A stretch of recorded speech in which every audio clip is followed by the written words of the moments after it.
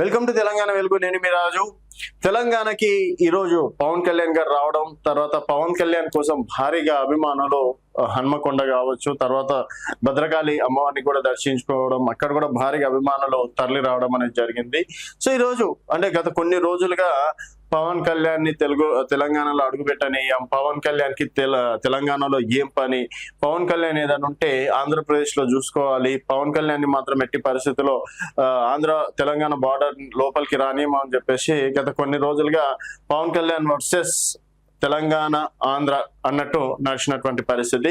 ఈరోజు పవన్ కళ్యాణ్ రావడంతో దాదాపుగా భారీ స్థాయిలో బందోబస్తు ఏర్పాటు చేయడం, తర్వాత పవన్ కళ్యాణ్ రావడానికి గల కారణం ఏంటంటే తన అభిమాని కోరిక తీర్చడం కోసం. సో ఒక వ్యాధితో బాధపడుతున్నటువంటి ఒక బాలుని కోరిక తీర్చడం కోసం తను ఎప్పటికైనా సరే పవన్ కళ్యాణ్ ని చూడాలి, పవన్ కళ్యాణ్ తోటి మాట్లాడాలి, పవన్ కళ్యాణ్ ముట్టుకోవాలని చెప్పేసి తన ఒక కోరిక.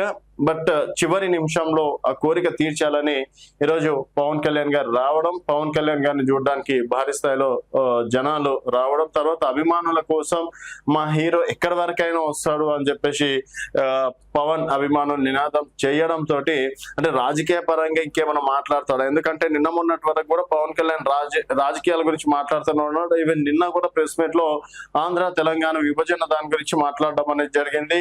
సో తెలంగాణ వాళ్ళకి ప్రాంతీయ అభిమానం ఎక్కువ, ఆయన ఈ విధంగా మాట్లాడడం ఏంది అని చెప్పేసి కూడా నిన్న రకరకాలుగా మాట్లాడారు. సో ఈ రోజు పవన్ మళ్ళీ తెలంగాణలో అడుగు పెట్టడం ఇంకేదైనా రాజకీయ పరంగా కొత్త కోణాలని చూస్తారా అని చెప్పేసి అనుకున్నటువంటి తరుణంలో ఎక్కడ కూడా రాజకీయం చేయకుండా కేవలం తన అభిమాని కోసం రావడం, అభిమానితోటి మాట్లాడడం, తర్వాత వాళ్ళిద్దరి మధ్యలో కొంతవరకు సరదా సంభాషణ జరగడం, తర్వాత వారికి దాతలు ఎవరైనా సరే ముందరికి రావాలని ప్రకటించడంతో ఒక వార్త అయితే వస్తుంది. బండ్ల గణేష్ 5 లక్షల రూపాయలు సాయం చేస్తా అని చెప్పేసి ముందుకు వచ్చినట్లు కూడా తెలుస్తుంది.